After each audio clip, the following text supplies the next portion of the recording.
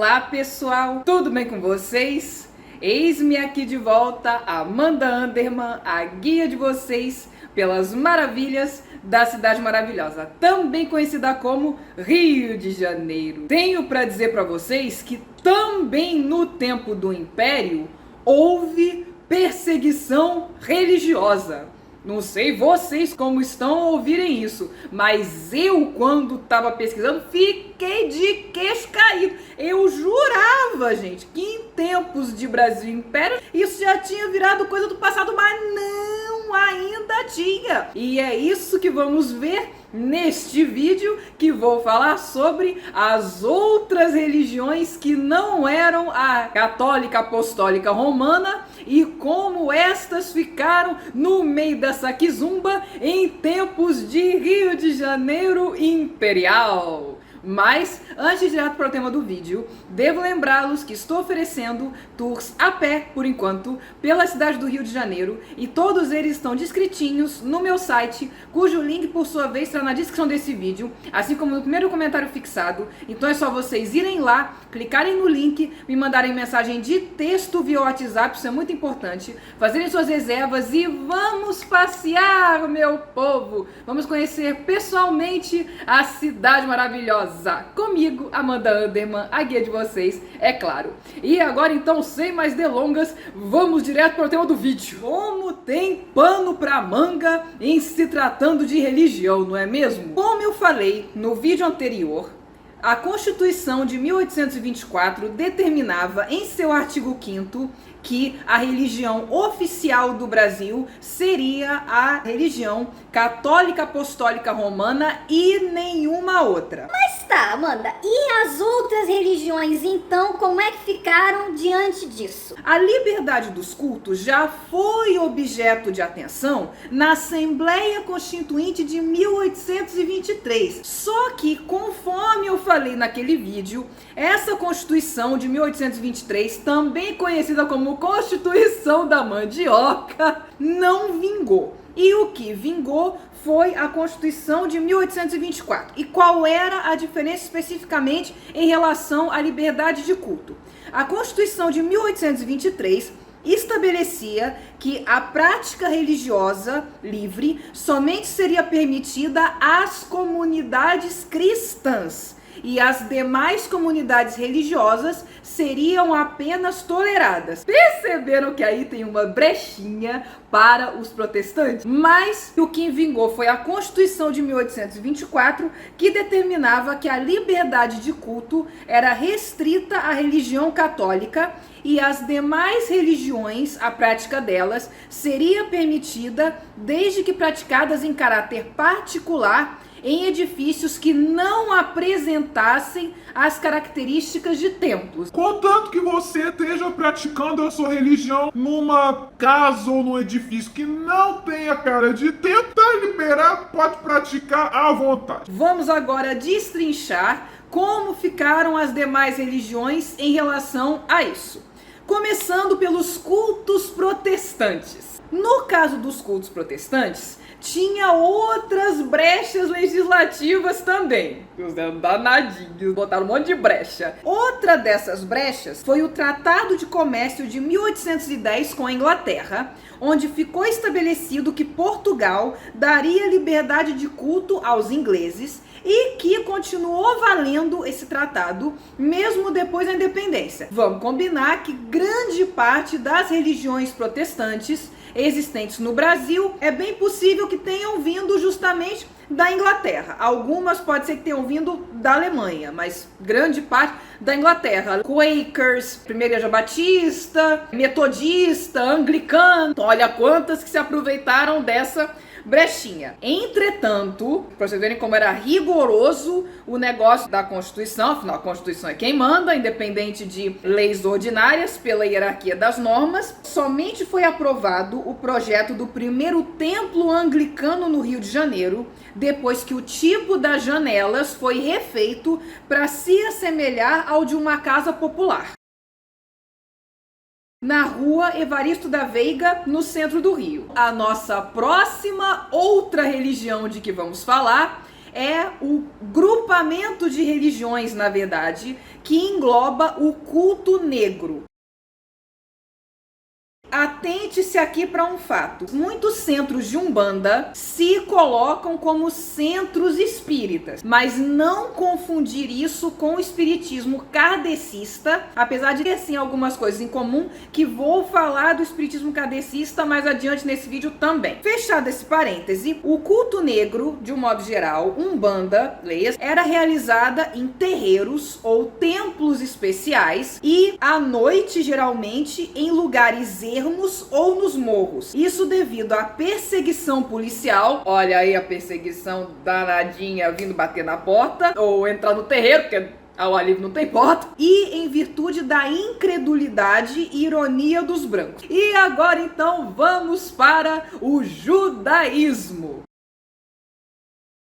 Aquela religião, aquela comunidade que estava aqui literalmente desde 1342, ainda aqui durante muito tempo teve que ficar na encolha, porque perseguição estava comendo solta. Mas digo para vocês que diante da nova Constituição que permitia que religiões diversas fossem praticadas com a única restrição que não podiam ser praticadas em lugares que tinham cara de templo.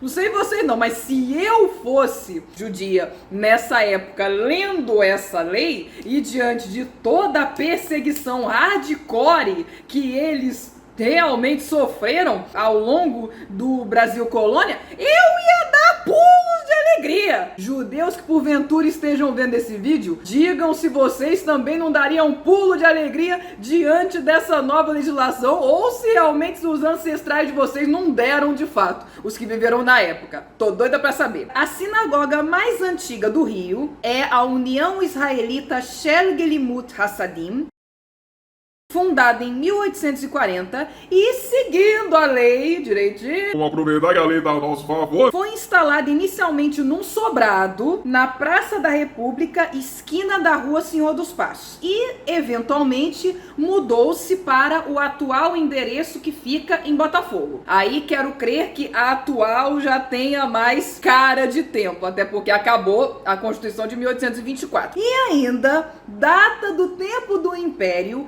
a primeira entidade oficial dos judeus, sem ser uma comunidade religiosa, que se chamou União Israelita do Brasil, instituída por decreto em 28 de janeiro de 1873, e cujo artigo 1 dizia o seguinte: Esta sociedade tem por fim socorrer todo israelita que se achar em necessidade. Tratando-se, portanto, de uma entidade filantrópica. Mas fica aí, para todos vocês que não são judeus, mas sempre desconfiaram que o motivo de não ter judeu na Pindaíba, pelo menos não por muito tempo, caso fique, é porque eles se ajudam entre si, comprovada a suspeita. E isso foi estabelecido por decreto ainda no tempo do Império. Então é verdade, sim. Seguindo, vamos então ao tal do espiritismo kardecista. A diferença do espiritismo kardecista em relação às outras religiões que eu falei até agora é que as outras religiões, elas já existiam antes do Brasil Império, mas o espiritismo kardecista, ele basicamente nasceu nessa época e ele começou no início do século XIX, na França, não no Brasil, com as mesas girantes.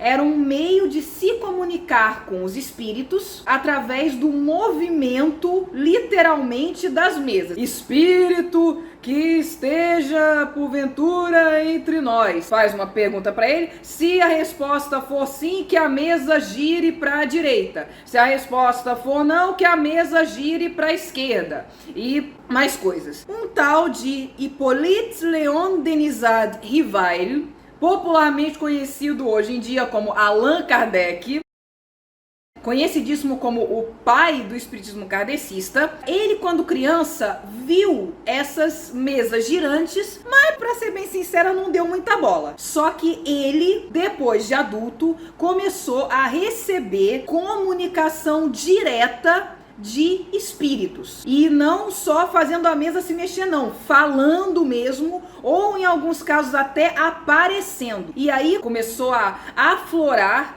mediunidade em várias outras pessoas, considerados médiuns, por terem essa habilidade de comunicação. E ele era um deles. Ele fez um monte de perguntas para os espíritos, que os espíritos responderam, e ele compilou essas perguntas e respostas num livro publicado na França em 1857, chamado O Livro dos Espíritos, que até hoje está amplamente disponível, encontra em qualquer lugar, e é exatamente isso. São perguntas e respostas sobre os outros planos, sobre o mundo espiritual, feitas aos espíritos e as respostas deles. Esse livro foi a primeira codificação do espiritismo com os seguintes princípios: existência de Deus, imortalidade da alma ou espírito, comunicabilidade dos espíritos, se puder e se quiser, o médium no caso, que é o que no espiritismo eles chamam de merecimento. Não é todo mundo que aflora a mediunidade, embora segundo o espiritismo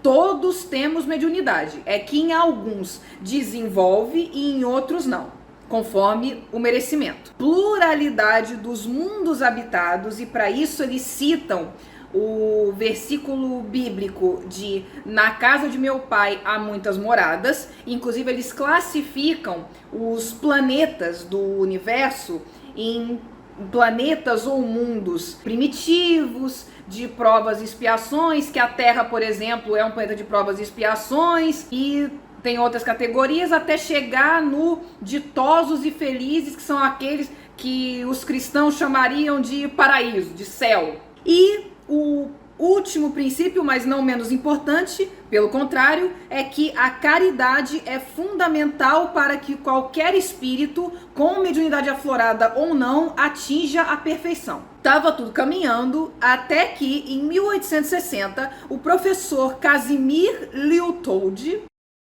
desculpem novamente minha pronúncia talvez errada de francês, porque eu não falo francês, sempre digo, fundador do Colégio Francês no Rio de Janeiro, publicou a tradução das obras Os Tempos São Chegados e O Espiritismo na sua mais simples expressão. E também nesse mesmo período, as primeiras sessões espíritas foram realizadas por franceses no Rio de Janeiro. Posteriormente, em 1873, foi fundada a primeira instituição espírita no Rio de Janeiro, devidamente organizada, que era a Sociedade dos Estudos Espíriticos, Grupo Confúcio. E esse, por seu regulamento, deveria seguir estritamente os princípios e conceitos expostos no Livro dos Espíritos, aquele que eu falei anteriormente de Allan Kardec, e no Livro dos Médiuns. Aí estava tudo muito bom, estava tudo muito bem, até que em 1881, quem bate na porta? Perseguição! Ai, meu Deus do céu! Em 28 de agosto,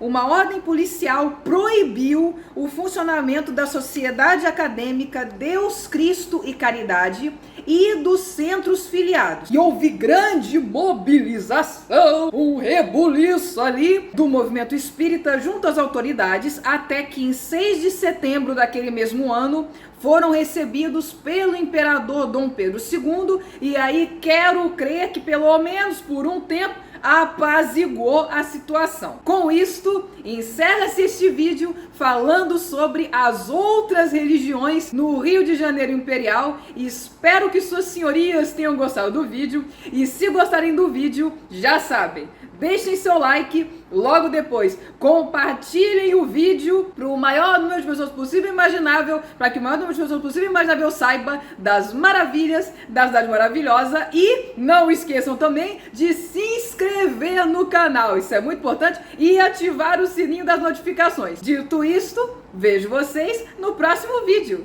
Tchau!